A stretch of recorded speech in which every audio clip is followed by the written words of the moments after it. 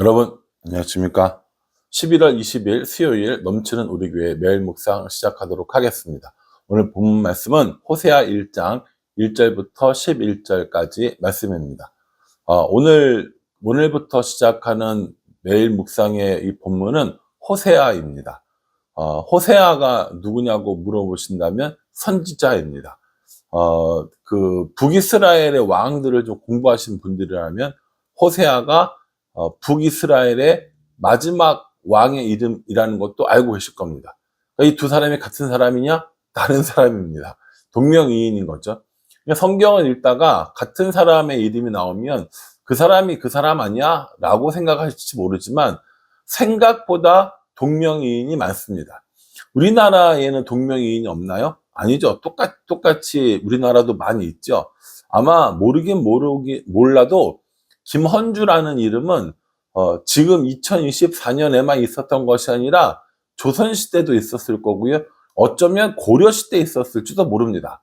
그러니까 그런 것들을 쭉 다 계산해 봤을 때 우리도 동명이인이 있듯이 이스라엘 사람들도 동명이인이 있다. 그런데 그 중에 유명한 사람, 북이스라엘의 마지막 왕이 호세아였고 또 오늘 나오는 이 선지자 이름도 호세아였다라고 생각하시면 됩니다. 호세아라는 이름의 뜻이 좋아요.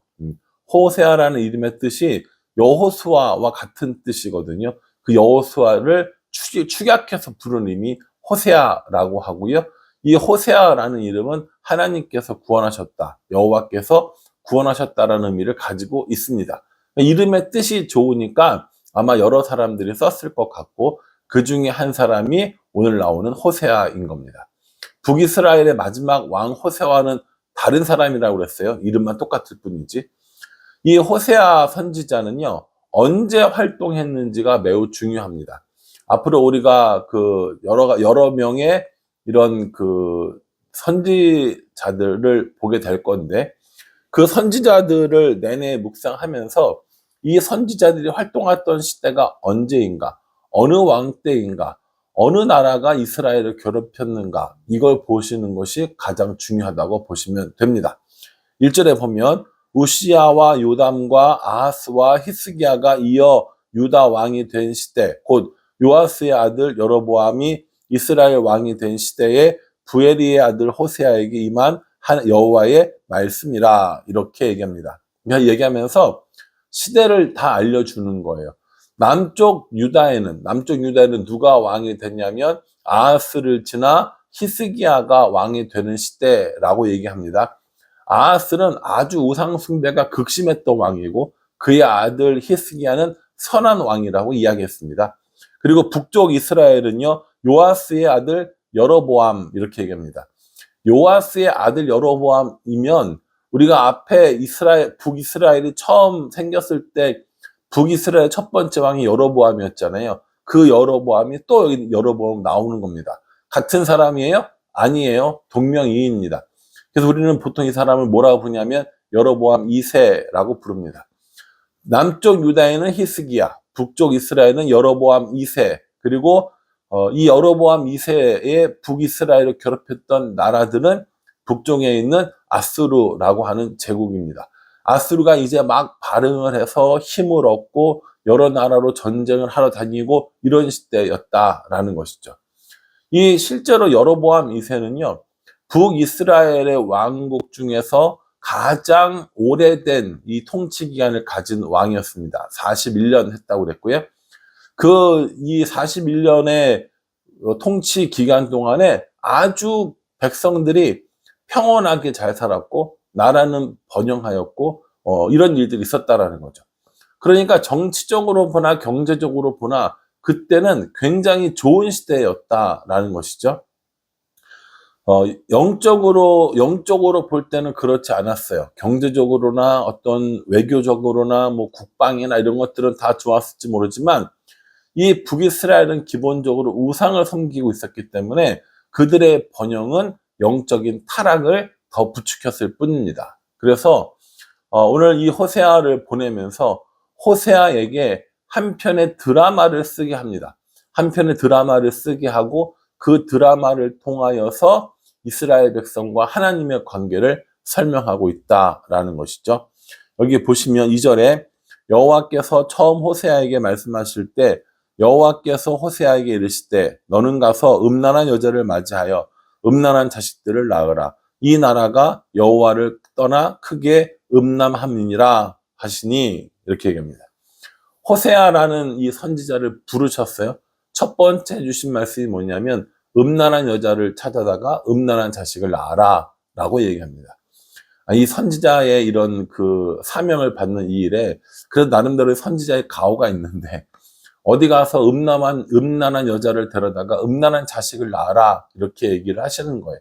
참 받아들이기 쉽지 않았을 것 같거든요.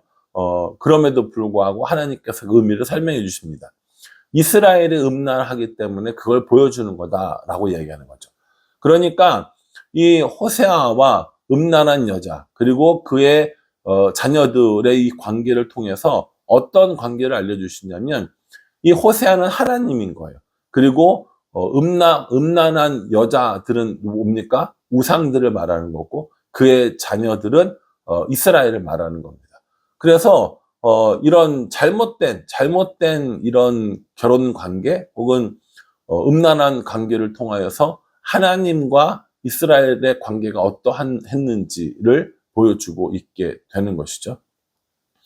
오늘 이 말씀을 한번 살펴보면요. 3절에 이에 그가 가서 디볼라임의 딸 고멜을 맞이하였더니 고멜이 임신하여 아들을 낳음에 이렇게 얘기합니다. 고멜이라는 여자를 아내로 맞이해요. 근데 고멜은요, 직업이 창기인데 어떤 창기냐면 바알 신전의 창기였을 것이다라고 생각을 합니다.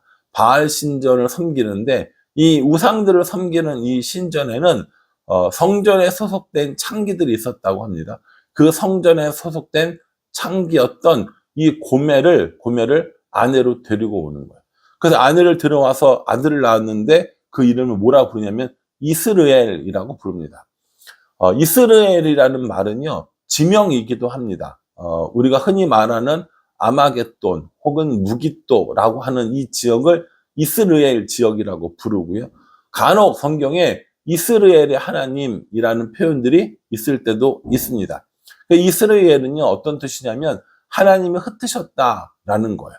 음란한 아내를 데려다가 아들을 낳았어요. 근데 그 아들의 이름을 하나님이 흩으셨다라는 이름의 이스라엘이라고 지었던 겁니다. 두 번째 6절에 보면요. 딸을 낳는데 이 딸의 이름은 로루하미입니다. 로루하마입니다. 이 로루하마라는 이름의 뜻은 국률이 없다라는 뜻이에요. 하나님께서 이스라엘 향해서 국률을 베풀지 않겠다라는 것에 대한 선포인 거죠. 세 번째 아들을 또 낳았는데 로암미라고 부르라고 하십니다. 이 로암미라는 뜻은요. 내 백성이 아니다라고 이런 이름의 뜻을 가지고 있습니다.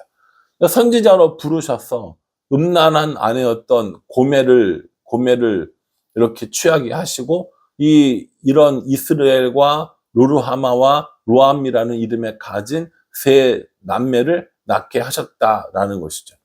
이게 어떤 의미냐면요.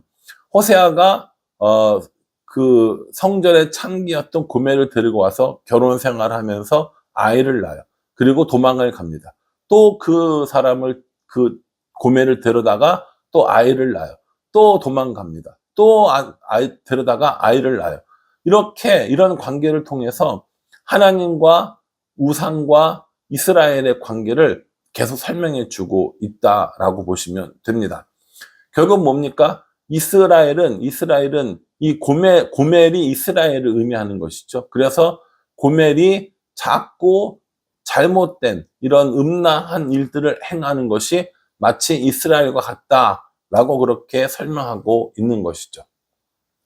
그러니 하나님의 역할을 하고 있는 호세아 그리고 음란한 여인의 이스라엘 그리고 그들의 자손인 또 이스라엘 백성들 이렇게 되는 것이죠.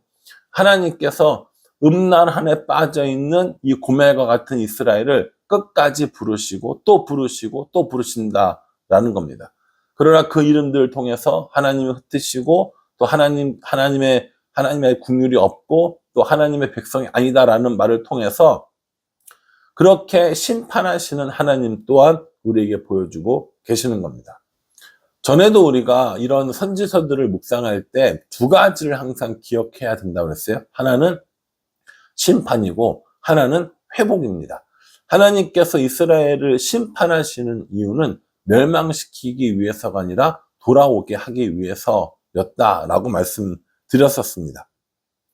그래서 결국에 뭐라고 얘기하냐면 11절에 이에 유다 자손과 이스라엘 자손이 함께 모여 한 우두머리를 세우고 그 땅에서부터 올라오리니 이스라엘의 날이 클 것이미로다, 이렇게 얘기합니다.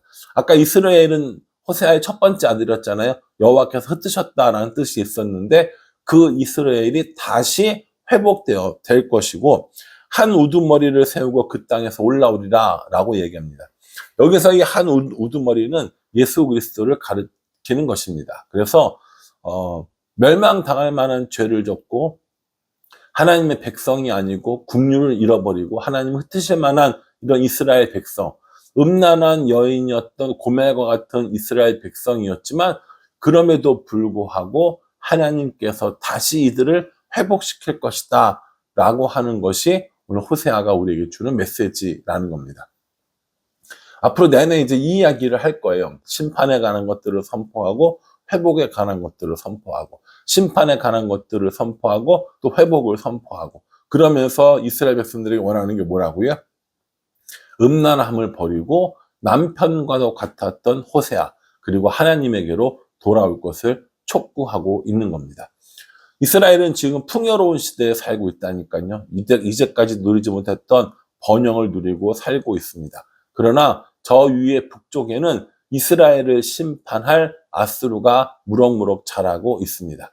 하나님께로 돌아와야 심판을 면하는데 하나님께로 돌아오지 않은 이 이스라엘이 어떠한 심판을 받게 되는지 우리가 이 호세아서를 통해서 계속 알아보려고 합니다. 여러분이 호세아서를 묵상하시면서 꼭 하나님이 우리에 대한 심판 또 국률을 잊지 아니하시는 하나님을 보면서 우리의 모습들, 우리의 삶의 모습들을 한번 살펴보았으면 좋겠습니다. 그래서 이 호세아서를 통하여서 우리를 심판하시는 하나님, 우리를 긍휼히 여기시는, 우리를 회복시키시는 하나님을 경험하면서 심판의 자리가 아니라 회복의 자리에, 은혜의 자리에 나아가기를 사모하는 우리 모두가 되기를 주님의 이름으로 축복합니다. 기도하겠습니다. 하나님, 감사합니다. 오늘 우리를 불러주시되 음란한 고멜과도 같은 우리를 다시 불러주셔서 회복시켜 주심을 우리는 잘 알고 있습니다. 우리의 선함이 우리의 능력이 아니라 오직 예수 그리스도의 은혜로 가능한 줄 알고 있습니다. 그러니 심판하신 하나님을 경외하며 우리를 긍휼히 여기시고 회복시켜 주시는 하나님의 은혜를 사모하며 살아갈 수 있도록 은혜 베풀어 주시옵소서. 예수님의 이름으로 기도합니다. 아멘. 예, 오늘부터 호세아 묵상하니까요. 꼼꼼히 묵상해 보시면 호세아도 참 재밌는 책입니다. 함께 묵상해 주시길 부탁을 드립니다. 어제 디모데후서를 마지막으로 묵상하면서 여러 고마운 사람들에게 인사하자라고 얘기했는데 많은 분들이 저에게도 또 인사를 해주셨습니다. 이 자리를 빌려서 함께 인사해 주신 모든 분들에게도 감사드리고요. 우리가 이 말씀 안에서 아름다운 교제를 이뤄나가는 그런 공동체가 될 수 있기를 간절한 마음으로 기도하겠습니다. 감사합니다.